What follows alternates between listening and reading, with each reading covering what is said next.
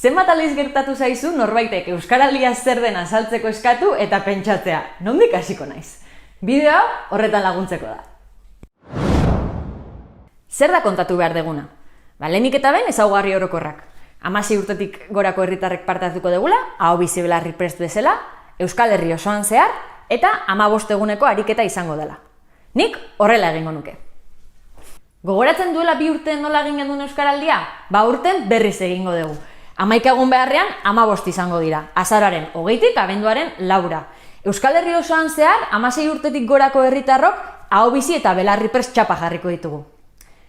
Eta orain, txapak zertarako diren esplikatu beharko dugu, ezta? Txapek argi adieraziko digute nork ulertzen duen euskeraz eta norekin egin dezakegun. Horrela, euskara erabiltzeko aukerak biderkatu egingo zaizkigu. 15 egun hauetan, inoiz baino euskara gehiago erabiltzea izango da helburua eta txapek horretan lagunduko digute. Hauxe da momentua bi rolak azaltzeko.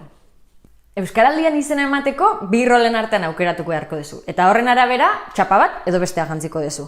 Belarri prest izango baldin basea, ingurukoei euskara ulertzen dezula adieraziko diezu eta gero zuk erabakiko duzu euskara zenbat, noiz eta norekin erabili. Aho bizi izan da berriz, euskara ulertzen duten guztiekin euskaraz hitz egitea erabakiko duzu eta lehenengo hitza ere euskaraz egingo duzu. Hemen, pertsona ezagutzen badezu eta bere eguneroko adibideak jartzeko gai baldin bazarete, askoz ere hobeto ulertuko ditu rolak eta hobeto edo erresago erabakiko du aho bizi edo belarri prest izan.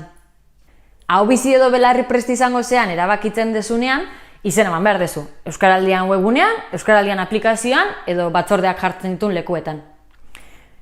Hemen, izen emateak jasotzeko jarri dituzuen bideak zehaztu ditzakezue. Eta azalpena ezin dugu amaitu, aurtengo berritasuna azaldu gabe, Arigunena. Aurten, hainbat elkarte, enpresa eta erakunde publikok ere Euskaraldian parte hartu dute, Ariguneak sortuta. Arigunen logoa ikusten dugun tokietan, esan nahi du, euskeraz lasai hitz egin dezakegula. Bertan, aho biziak eta belarri prestak aurkituko ditugulako. Eta hauxe da aurten egingo deguna. Galderarik bai? Ikusi dezuen bezala, euskaraldia 5 minututan kontatzea posible da. Hau adibide bat baino ez da izan. Orain, egokitu ezazue aurrean duzuen pertsonara. Ideia nagusiak hau dira. Orain, moldatu zuenera.